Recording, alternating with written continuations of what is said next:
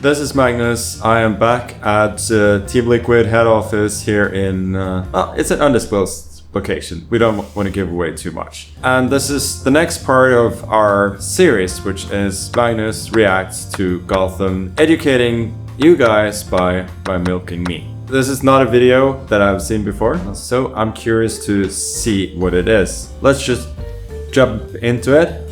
So this is Magnus Carlsen teaches the Catalan opening.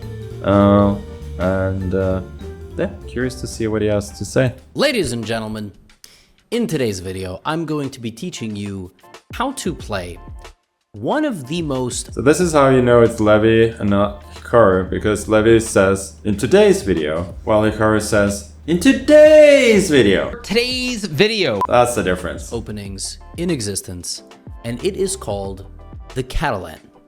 Now, I should say, this opening is played at the absolute highest level of chess. It is played by all of the best Grandmasters in the world. It is played by the best computer engines. He is actually right. Especially the new neural nets, they love the Catalan. So that is correct. In the world, and for that reason, we will be studying several games by the highest rated person to ever play this opening, Magnus Carlsen. I do need to say, a lot of beginners and intermediate level players watch my videos. I think the Catalan is best suited for people who are already solidly intermediate and into the advanced and master territory. And the reason for that... This is wild. We're less than a minute and a half into the video and he's already insulting and alienating his viewers. ...is because the beginners will not be able to feel the impact of this opening because it's a bit slow and positional and really tries to slowly put pressure on your opponent. But of course, if you're watching this in your 700 and 800 elo, you're more than welcome to try it. But at that level, your opponents just explode. So they play complete nonsense. And so you will likely not be able to implement some of this stuff. At that level, you still may need just basic fundamentals, playing for the center, which this opening does as well. So here we go. We are going to go and learn how to play the Catalan like Magnus Carlsen. Now, I do just want to say, let me enable the analysis in all of these games. And you know, we can really start things off on a regular board, on a regular just analysis board. The Catalan is an opening that begins after d4, although it could, you know, transpose. It could, meaning you could start with c4 and then it could be d4. And the general setup of the Catalan is that you play the Queen's Gambit with c4. The point of this move is that if black captures, elementary reason is you get the entire control of the center. And in a nutshell, the Catalan for white is d4, c4, like this, followed by knight to f3, okay, followed by pawn to g3. This is the Catalan. Now, the general idea of this opening is to put this bishop on g2, where it pressures the length of the diagonal. Castle. You'll notice that we are not touching the pieces near our queen. Or so, I don't know if Levy's going to get to this, which he probably will, but the reason why this setup is relatively poisonous is partly because you do develop the bishop on its longest potential diagonal. But the thing is, here, as often happens in Queen's Gambit setups, is that black has played the move pawn to e6 to support the pawn on d5, and that means that black's light square bishop is always going to be a little bit of a problem piece, and that is really what this whole opening is about.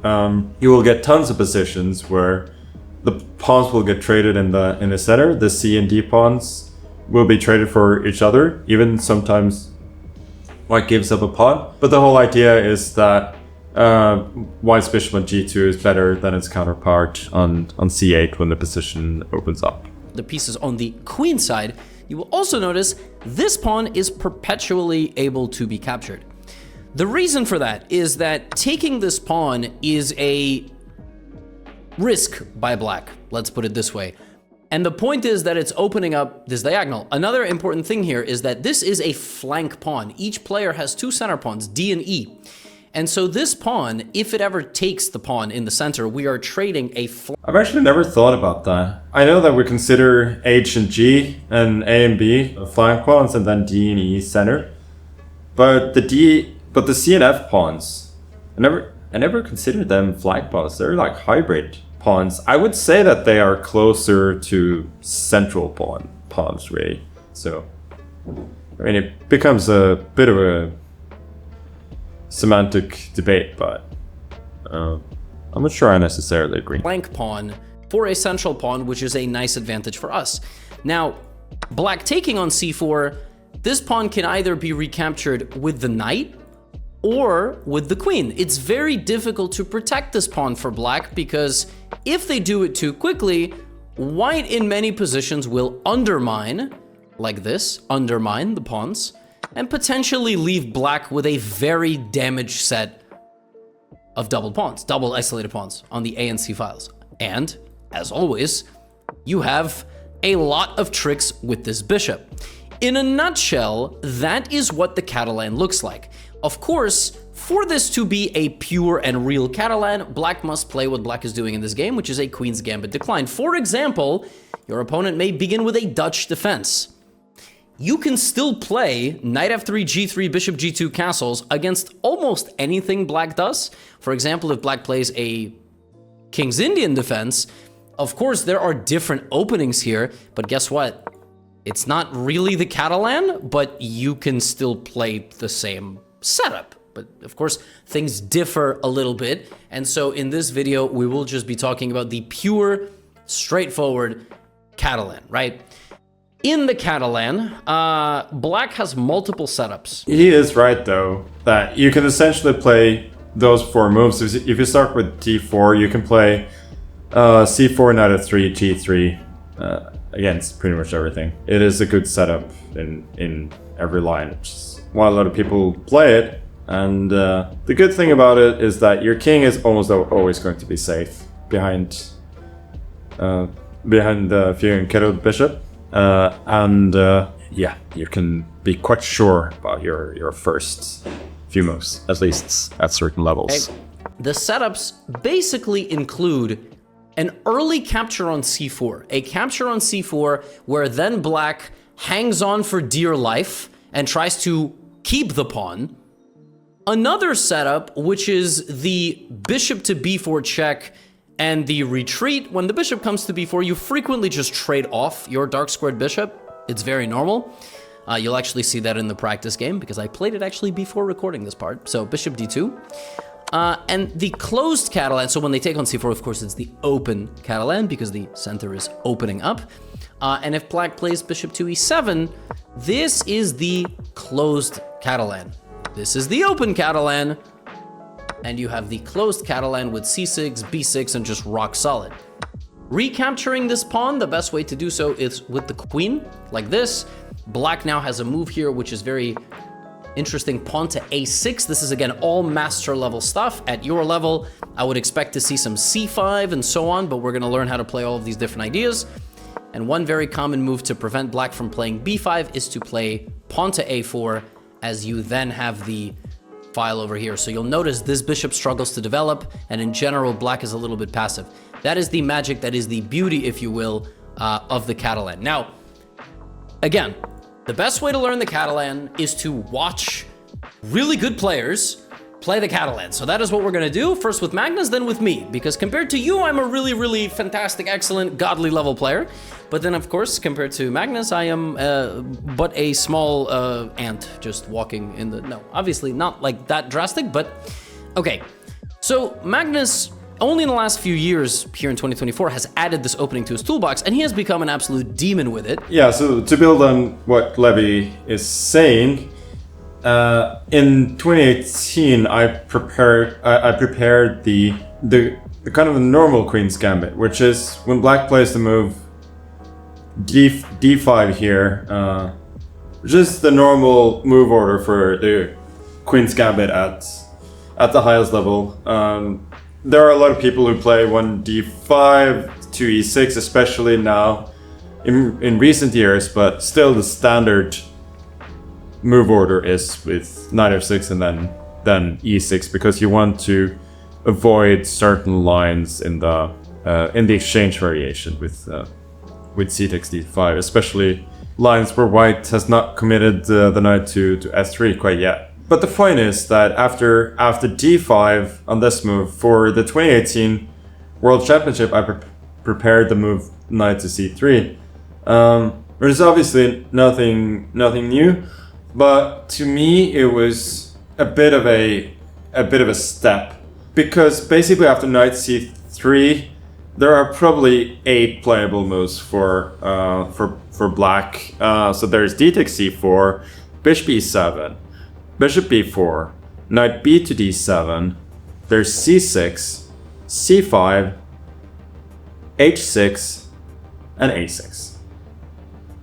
And there's also the move knight e to e4, but that's like a little bit suspicious. Playing knight c3, you know that there's a lot of things to prepare for, so that's why I wanted to do it for a World Championship, when I had time to kind of prepare for everything, especially the most forcing lines, because before that I was thinking, well, this may be the principled way to play. There are so many ways to play against it, and being kind of more of a lazy e4 player from my youth, I have found it hard to take that step.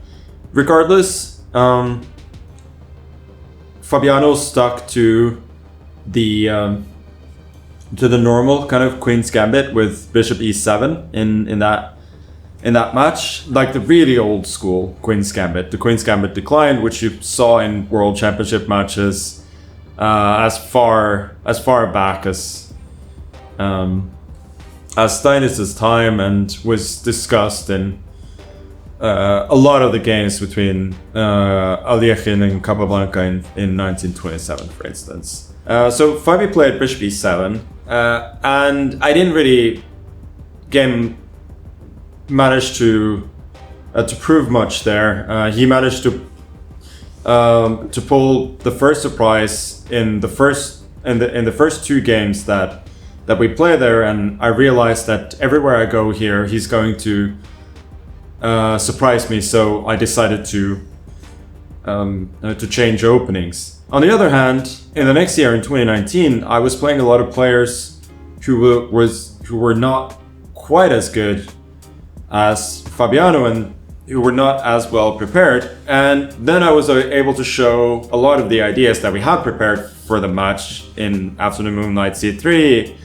For instance, in d takes c4 Vienna lines, I had a bunch of ideas and so on. Then what happened was in late 2020, Wesley So started playing the move after d5 knight c3 c5 against me, with the idea of c takes d5, c takes d4, and so on, which had been considered a bit of a sideline before, but was actually recommended by neural nets. And this line to this day has essentially neutralized the whole setup with 4 knight c3. And so I was forced to look elsewhere. And so for the 2021 World Championship match, I wanted to go for the Catalan instead with 4g3. I had very good help from my team, especially since we had Daniil Dubov there, who is probably the world's leading expert on the Catalan these days. And for me, the most difficult part was psychologically to just abandon the pawn on c4. There were setups in other openings also that I prepared for that World Championship match where I was using the same setup and just abandoning the pawn on c4. And when you go for the move 4 knight c3 instead of g3, if the pawn on c4 is captured, you usually win it back. So playing the Catalan, I kind of had to accept the fact that I'm not winning that pawn back. I'm the strong bishop, I'm playing for the center, might be playing for positional compensation or playing for an attack, but I'm not winning that pawn back. And so for me, that was the most difficult part, which we'll also see in this game. Game where he played against the Anish Giri. So far, so good, right? You'll notice everything is the same. And here Anish decided, I'm gonna play pawn takes c4. Okay, I'm gonna be playing the open Catalan, and I'm gonna decide what to do. Now, like I just told you, the best way and the main line, the most popular move is queen to c2. It used to be queen to a4, but then people realized that they can't play a4. So they would be taking, and black would be quickly developing this bishop, at which point white doesn't really have much of an advantage. While Levy is correct, this is indeed the way that people used to play the Catalan. Kramnik, when he was more into playing chess and less into other things, was a great champion of these lines as white. And there was the move bishop d2 here, which hints at moving the bishop to a5 later on, attacking the pawn on c7 in some lines. So there were big theory discussions there up till, I don't know, about 10 years ago, when a4 gradually started to supplant queen takes c4 as the main move. And I think these days people play the lines with queen takes c4 only for surprise value in certain games. It's been more or less worked out that black is doing fine in several ways in this variation. But it is a way to play. Now in this game, Magnus plays another way, and it shows you that you can win this pawn back in a variety of ways. He plays knight to a3. Now that move's actually very annoying. And I have shown this game on this channel, I think, once before. The idea is simply to take like this.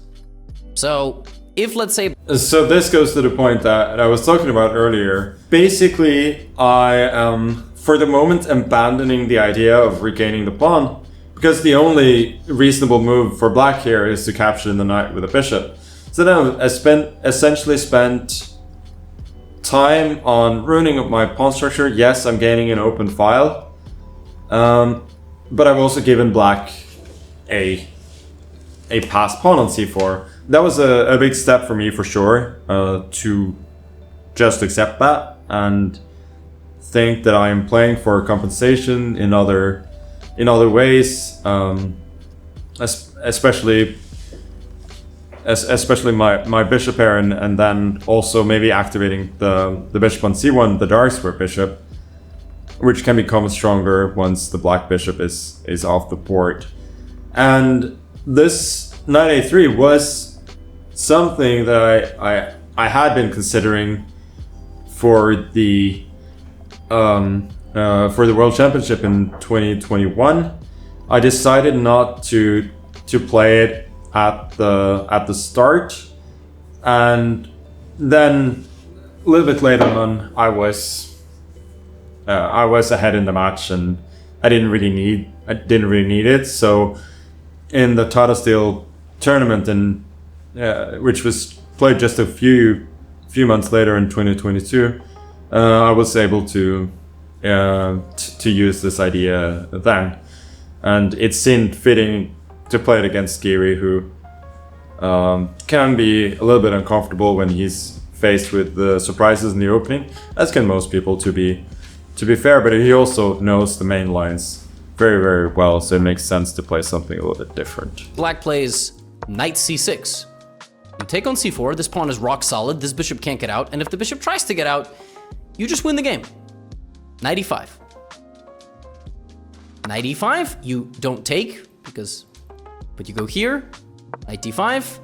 Again, what do you want in the Catalan? You want 2 pawns in the center, pressure on the diagonal. C-file, right? You want to put pressure on the C-file. That's also going to come up in the training game. This is the stuff that you are looking for. Knight to a3 played, not the best move, because actually black can give up the bishop and damage the pawn structure. Now, this is a very different type of Catalan. It's a different type of flavor. Like I said, at the master level, things are a little bit different. But watch what Magnus does now. So he plays a4.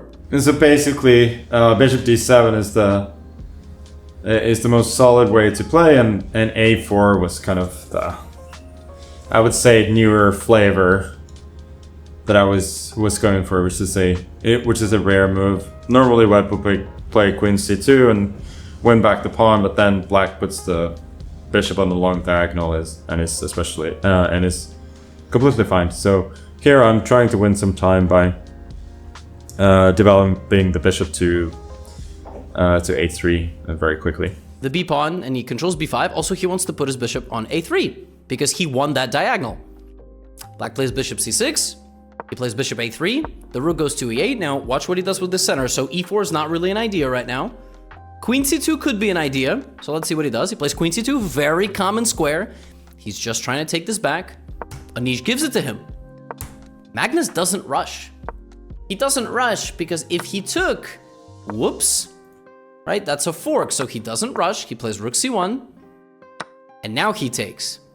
And the difference is that when he loses the pawn on a4, he will have long-term pressure over here. In a lot of Catalan positions, you will be down a pawn, and if you are uncomfortable with that, that's fine.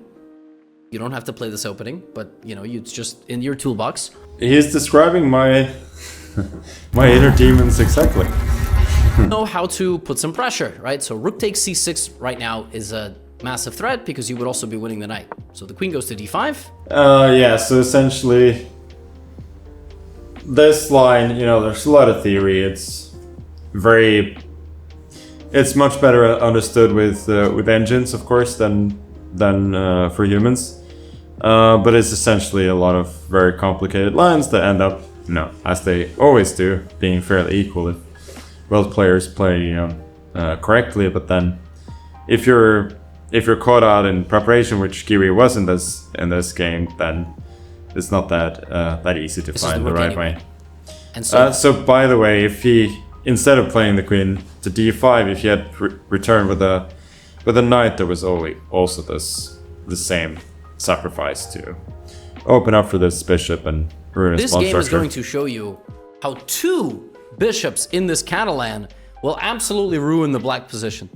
The knight goes to e5, and I mean, the position is playing itself. Black plays queen b5, Magnus drops back.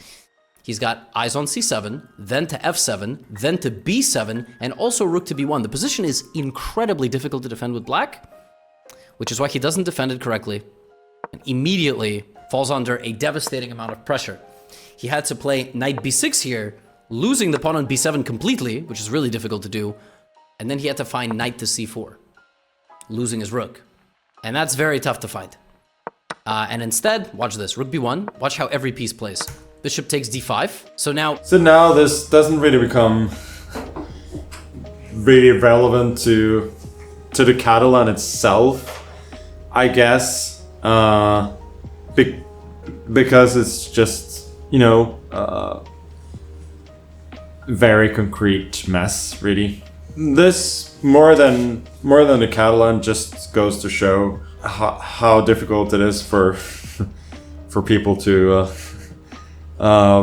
play like an engine, essentially, because it feels like he has made only reasonable moves in this game, but and now he's an exchange and a pawn up, now a full exchange up, and he is completely lost. Just a little bit hard to explain, and I guess in this case I have threats like bishop to b4 trapping his queen, and I have threats against his king and so on. So there is some method to the madness, but it's hard to say that this is because of a particular opening. This is here, this is here. Queen's also going to stop on f5. Look at these, I mean, they're just not doing anything. Anish tries to get aggressive. Queen f5, I mean, Magnus is just straight up threatening a mate here. And this is 22 moves against a 2770 FIDE rated player. What did he do in this game? He played a Catalan, he played knight a3, it's not even the most common move. Knight a3 is not even the best move. Also talking about the best move and so on, yeah.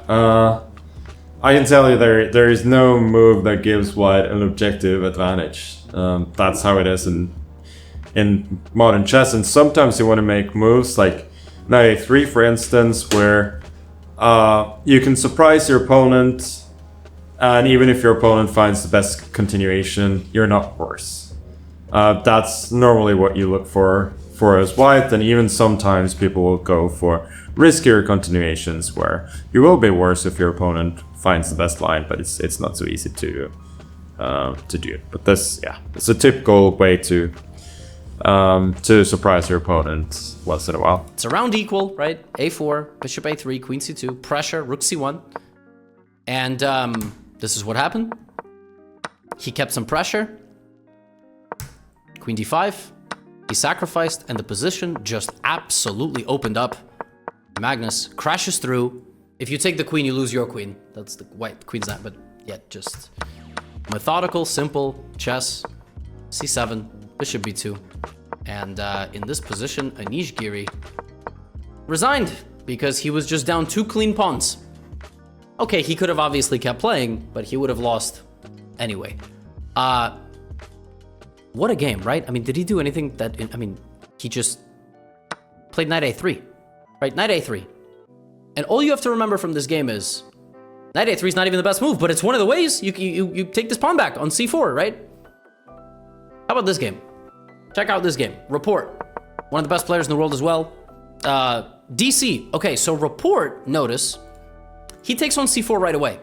When did Anish take on C4? So I do feel like the title, while, you know, it's probably a good title, is not that relevant so far. But sure. Let's look at the second game as well. E7 and castles. Rapport hasn't played bishop E7 and he hasn't castled. Big difference. Okay, bishop G2. He's not in a rush because there is no way for black to hang on to that pawn. Black can try to play B5, but knight E5 comes into play. Let's say knight D5, and then you can castle. And even if black gets the ultimate setup, you are always firing away at it, and I guarantee black is gonna blunder something.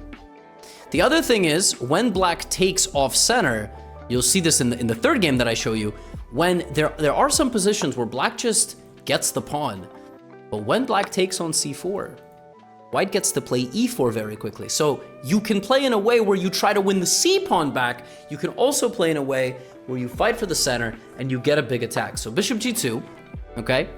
Knight C6. This is the cutting edge idea, is to put pressure on our pawn. Magnus simply castles, and now black wants to play B5, but he can't because he would get obliterated on the diagonal, so he plays rook B8. If you have an opponent who plays knight C6 and rook B8, they clearly know what they're doing. They're obviously very well prepared. The idea is that now knight E5 doesn't walk into a pin, and if white plays queen A4, here comes B5. So it should be mentioned that white could play queen A4 instead of castle. Instead of castle on the last move, which is one of the two main lines. And that's why a few moves ago, Fabiano in his game against Gukesh in the Olympiad a couple of years ago, like he actually went for, instead of d takes c4, he went for knight c6, bishop g2, and then rook b8 before castles in order to try and transpose two castles and then d takes c4, which is, by the way, also playable and goes to show you can pretty much play anything in the opening these days. 6 and rook b8, they clearly know what they're doing. They're obviously very well prepared. The idea is that now knight e5 doesn't walk into a pin, and if white plays queen a4, here comes b5, and this is bad. This is officially bad. This is a black stole the pawn and ran out of the bank, all right? Joker in the Batman with all the school buses, all right? Like, that's what happened. So the way Magnus likes to play this, and there's a handful of ways to play this, one of the ways to play this line is to play pawn to e3. So Levy is actually confusing this a bit. There's another line where black goes a6 instead of rook b8. You usually play a6 before the move knight to c6, and then white goes e3 and queen e2. Here, I don't think it's considered as good since we essentially lose a bit of time compared to the other line. Queen right here. Okay, let's say bishop e7, queen e2, b5, and there is a move here, pawn to b3. This is yet again another way to play the Catalan where you're just down a pawn. Simply, you're down a pawn. I played something similar to this against Fabiano in GothamChess this year, with where he played the classical line, the same that Giri played, where I played Queen C2, as Levy was explaining was the main move, and then after A6 I decided not to take the pawn and went for Rook D1 along B5, and then the idea is you go Knight E5 and then B3 next. So it's a little bit of a worse version, but basically you want the same structure where you have an extra central pawn, and black has some pawn weaknesses on the queen side, and you might have some good squares to use on the c file as well. Almost impossible for black to make moves. Like black in castle, you'll play bishop to d2, and you have a rook arriving to the c file, another rook already with an open a file, knight to e5 whenever you want it, which will completely dislodge the defense. Like, let's say black plays a very natural, bishop b7, rook c1. What is black's next move? If black plays knight to e4 looking for your bishop, you can actually give it away. Because after knight takes d2, the knight is hanging. When the knight moves, the extra pawn is gone. And you're gonna see how this bishop on our side is very stable, but this position is anything but stable, and you have a sustained pressure on black. Like, it's actually insane how powerful this opening is. In this game, Magnus does not play e3, queen e2. He plays bishop to e3, which is, before he started playing this, a move that I had never seen before. The idea is actually hilarious. He puts the queen on c1. So he overprotects the center, he puts the queen on c1, and when b5 comes in, now he plays b3, and there is no take because of that hanging knight on c6. Some of you may be wondering, what about knight g4? Yeah, but the bishop can move. And then if the knight goes back, we just get a normal game where the bishop already made a move. And then if h6, you can even take, play e3, knight c4, and white is just better forever. So this is a super sneaky opening. And you'll notice, watch, b5, b3, right? Bishop b7. So Magnus gets his pawn back. He gets his pawn back. Knight b4, positions around equal.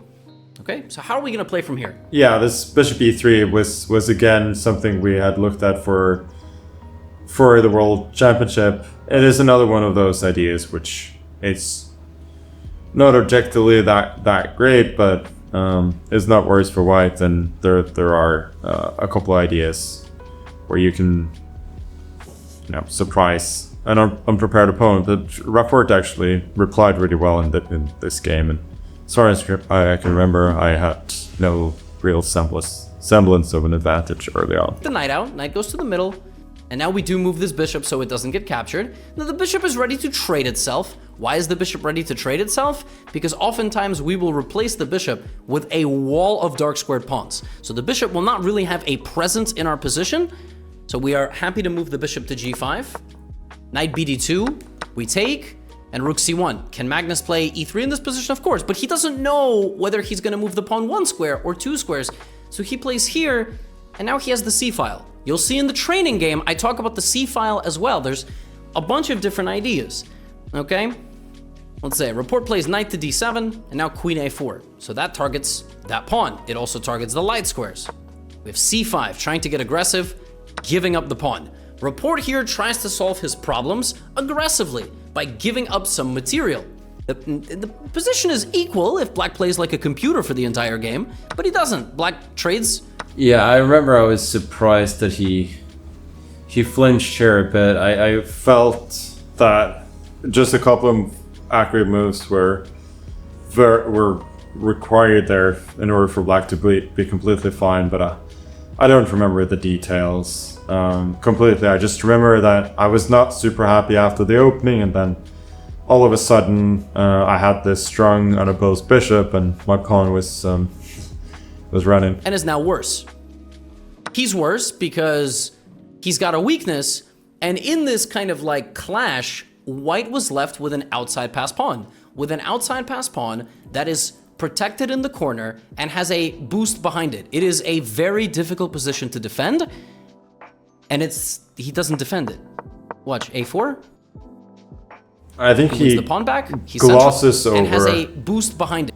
he glosses over an important point though there. I was very happy to find the move rook to a2. It does a lot of things at once. I would love to capture the pawn on d4, of course, but that runs into bishop e5 with the skewer. So rook a2 prepares taking the pawn, and it also moves the rook. Moves the rook away from danger in other lines, and it protects the second rank, which prevents rook to b2 at any point. So I think that was a big move, and probably one that he had underestimated. It is a very difficult position to defend, and he doesn't defend it. Watch, a4. Yeah. He wins the pawn back. Yeah, and it's funny that he gives up the pawn, but now it's just my bishop is the biggest factor in the position, and long term there's very little he can do to stop my pawn for queening. He centralizes, and slowly that pawn will make it to the end of the board, and there it is. Now, are you gonna win this like Magnus? No, probably not, and you will probably blunder some stuff along the way, but I'm not trying to insult you, that's just the way it goes. But again, keep an eye on this, right? Last game, it was bishop e7, bishop g2, castle, dc. We know queen c2 is the main move, and if you don't remember that, just rewatch the video. That's okay, I'm here. Knight a3 is what Magnus chose. In this game, Rapport took on c4 and played a way to say, I want the pawn. I showed you e3, queen e2, and b3. Magnus played bishop e3 and queen c1. Okay, so he played like this and got his pawn back and slowly put pressure, and that's also totally fine, right? And then he ended up winning the game. Now, there was another game where his opponent played d6. Yeah, so again, I'm not quite sure about the instructional value. It just goes to show that this bishop can be very strong, I guess, but these openings are very, very concrete, so it's hard to see the red thread. And then bishop b4 check, like this. And Magnus played bishop d2, something like castles, and then he played, I think it was e3. Yeah, so it's against Mogadorov. This is another way that Magnus has played before. And he then just plays like queen here, applies some pressure, and tries to slowly play e4. He has had games where his opponents control the position like this. So he'll play like queen c2, b5, and we get a very complicated game. But again, I told you, when black hangs on, you can undermine, or you can play for the center with e4. I think Magnus in this game played like knight c3 first, etc. All right, I played a4, I played a4, c6, and then knight c3. Get your sources right, Levy. But look, here's a game against Grandmaster Eric Hansen of Chess Bra fame. Look at this. Okay, knight bd7. So closed Catalan. I don't even remember this game. I'm curious to see what happened here. Right? Anish took. Sorry, Eric. So queen c2. Very common. c6, very solid. b3. Okay, we're developing the bishop. Normal stuff. This is a nice way of playing. And in the Catalan, you have multiple plans. Taking on d5 is always an idea, but Magnus pushes for e4. And he gives away the pawn on c4. Right? Gives away the pawn on c4 completely. He doesn't even take it back. Doesn't even take it back. Now, if black were to play cb-ab and play something like rook c8, he's up a pawn, but what white is now going to do is utilize all this. So there have been games here like h4. It's very tough for black to make a move. If black plays c5, you march straight down the middle, so black can't play c5. Let's say black plays h5 trying to stop you. Now you play e5. Black goes to the middle, you bring the knight. Knight g5 and queen h7 is made. If black tries to block that, you can hop in this way. Bishop takes, pawn takes. That pawn looks a little bit weak. Can't I attack it like this? No, bishop a3. Yeah, it's just a bit of nonsense, to be honest. Takes. Looks like you've made some counterplay. Nope. Knight e5. I guess attack it like this. Knight. The middle. Is all this. Like, if you're going to mention h6, for instance, is playable. I don't remember this game immediately, and well, I'm just talking over Levy. I don't remember this game immediately, and I don't think this is the best version for white, but... Hansen doesn't take, so Magnus says, okay, c5, knight to e5. e5 was even stronger, but this was like a speed game. Knight e5, yeah, and now he puts a massive... I was gonna say, I feel like this is probably a bullet game. The Catalan is one of these openings that you can play for the rest of your life. You can play this setup against any black defense, but they all are a little bit different, like the King's Indian defense, the Grunfeld defense, the Slav defense. This setup can be played against all of them, but they all have different nuances and ideas. But it is really, really good, and you can study the games of Magnus. You can study the games. One of the best practitioners of this opening in his prime was Vladimir Kramnik, who right now is a controversial figure in the world of chess here in 2024. This was about a year ago, so things are obviously much worse now. Well, that's I think that's gonna be it for me. I am actually somewhat inspired by the Catalan. Yeah, I have been playing it at tournaments a bit recently, but I do feel somewhat underprepared at times there, because there have been a lot of developments since late 2021 and 2022 when I was playing this opening a bunch. Definitely have to do some work to get back up to speed. But I think what these games have shown most of all is that it's a relatively multifaceted opening. Even if your first moves are the same, and that you can win the pawn back in many ways, but you can also sacrifice it sometimes. And most of all, kind of the one red thread in many of these games is that this bishop on g2 can be very, very strong. That's it. Use this opening at any level. I don't have a chessable course or anything like that to plug, but yeah, look at my games. Try to be inspired.